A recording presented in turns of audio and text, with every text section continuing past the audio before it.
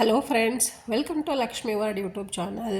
Friends, ಇವತ್ತಿನ recipe 20 ವರ್ಷದ ಹಿಂದೆ ನಾವು ಸ್ಕೂಲು ಕಾಲೇಜ್ಗೆ ಹೋಗುವಾಗ ಅಮ್ಮ ಮಾಡ್ತಾಯಿದ್ರು ಟೊಮೊಟೊ ಬಾತು.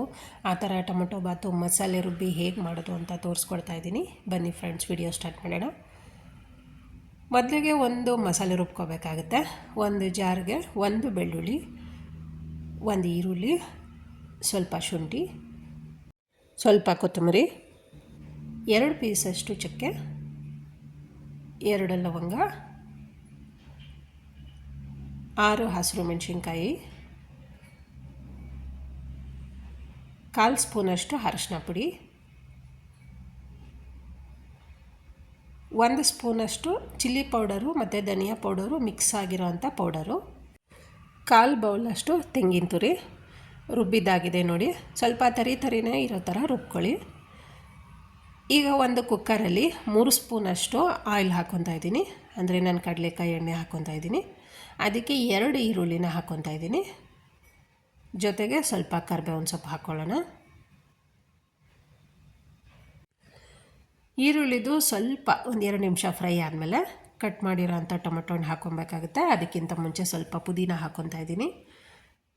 ಪುದೀನ, ಕರಿಬೇವು, ಈರುಳ್ಳಿ ಫ್ರೈ ಆದಮೇಲೆ ಕಟ್ ಮಾಡ್ಕೊಂಡಿರೋ ಅಂಥ ಟೊಮೊಟೊ ಹಾಕ್ಕೊಳ್ಳೋಣ. ನಾನಿಲ್ಲಿ 4 ಟೊಮೊಟೊ ಹಣ್ಣು ಹಾಕ್ಕೊತಾ ಇದ್ದೀನಿ. ಟೊಮೊಟೊ ಹಣ್ಣು ಸ್ವಲ್ಪ ಸಾಫ್ಟ್ ಆದಮೇಲೆ ರುಬ್ಬಿರೋ ಅಂಥ ಮಸಾಲೆ ಹಾಕ್ಕೊಬೇಕಾಗುತ್ತೆ. ಜಾರಲ್ಲಿರೋ ಮಸಾಲೆ ಹಾಕ್ಕೊಂಡು ಸ್ವಲ್ಪ ಜಾರ್ಗೂ ನೀರು ಹಾಕ್ಕೊಂಡು ಅದನ್ನು ಹಾಕ್ಕೊಳ್ಳೋಣ. ನೋಡಿ, ಈ ಮಸಾಲೆನಲ್ಲೇ ಹೆಚ್ಚು ಕಮ್ಮಿ ಅರ್ಧ ಲೋಟದಷ್ಟು ನೀರಿರುತ್ತೆ. ನಾನಿಲ್ಲಿ 2 ಪಾವು ರೈಸಿಂದ ಟೊಮೊಟೊ ಬಾತ್ ಮಾಡ್ತಾಯಿದ್ದೀನಿ. ನೀವೇನಾದರೂ ಅದಕ್ಕಿಂತ ಸ್ವಲ್ಪ ಜಾಸ್ತಿ ಹಾಕ್ಕೊಬೇಕು ಅಂತ ಅಂದರೆ ಹಸಿರು ಮೆಣಸಿನ್ಕಾಯಿ ಸ್ವಲ್ಪ ಎಲ್ಲ ಐಟಮ್ಸು ಜಾಸ್ತಿ ತೊಗೊಳ್ಳಿ. ನಾನಿಲ್ಲಿ 3.25 ಪಾವಷ್ಟು ನೀರು ಹಾಕ್ಕೊತಾ ಇದ್ದೀನಿ. ಯಾಕಂದರೆ ಅರ್ಧ ಪಾವಷ್ಟು ಆಲ್ರೆಡಿ ಮಸಾಲೆನಲ್ಲಿರುತ್ತೆ. ರುಚಿಗೆ ತಕ್ಕಷ್ಟು ಉಪ್ಪು ಹಾಕ್ಕೊಂಡು ನೀಟಾಗಿ ಮಿಕ್ಸ್ ಮಾಡಿಕೊಂಡು ಒಂದು ಕುದಿ ಬಂದಮೇಲೆ ತೊಳೆದಿಟ್ಕೊಂಡಿರೋಂಥ ಅಕ್ಕಿನ ಹಾಕ್ಕೊತಾ ಇದ್ದೀನಿ.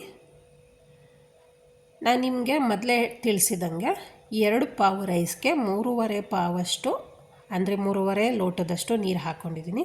1 ವಿಷಲ್ ಕೂಗಿಸಿ ಏರೆಲ್ಲ ಔಟ್ ಆದಮೇಲೆ ತೋರಿಸ್ತಾ ಇದ್ದೀನಿ. ನೋಡಿ ಎಷ್ಟು ಹುಡಿಯಾಗಿ ತುಂಬಾ ಟೇಸ್ಟಿಯಾಗಿ ಬರುತ್ತೆ.